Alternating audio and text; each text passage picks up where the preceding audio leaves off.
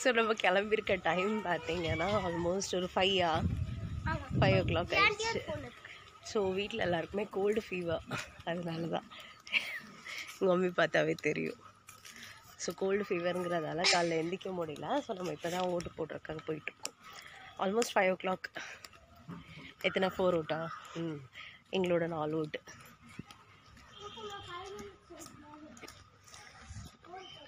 So நீங்கள் எல்லோரும் போட்டு வந்திருப்பீங்க மார்னிங்கே. எவ்வளோ கஷ்டப்பட்டு இந்த வெயில்லையும் அவ்வளோ கோல்டு, எல்லாம் முகம்லாம் பார்த்தாவே தெரிவிங்க போயிருக்கு தூங்கி தூங்கி. இவங்க நல்லா கோல்டில் வராங்க, நடக்கக்கூட முடியல. அதனால தான் ஓட்டிங் போல் பார்த்தீங்கன்னா ரொம்பவே பக்கம் தான் நம்மளுக்கு. பட் நடக்க முடியல மம்மினால, ரொம்ப வீக்காக இருக்கு. ஸோ அதனால ஆட்டோ புக் பண்ணிட்டோம்.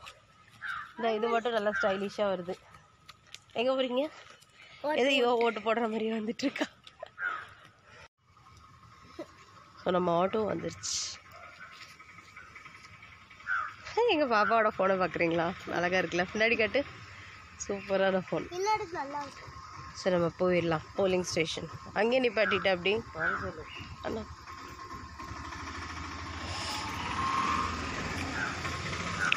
எடுத்துட்டிங்களா ஓட்டர் ஐடி? நம்ம ஏரியா விட்டு இப்போ தான் வெளியே போகிறோம். எல்லா ஷாப்பும் க்ளோஸ்டாக இருக்குது. நாங்கள் ரைஸ் இதெல்லாம் இப்போ தான் ஓப்பன் பண்ணியிருப்பாங்களா? ஆமாம்,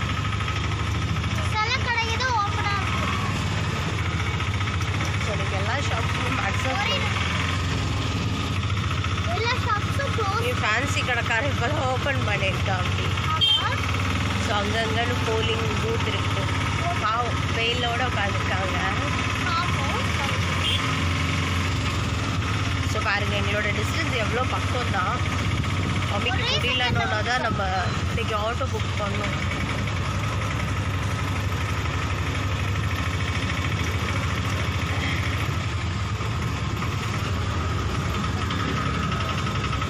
இதுதான் எங்களோட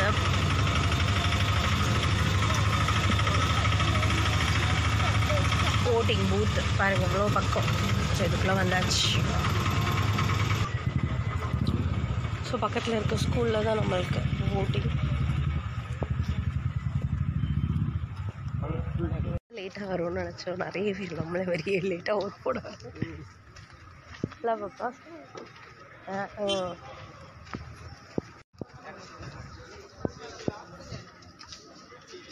ஸோ செக் பண்ணணும்.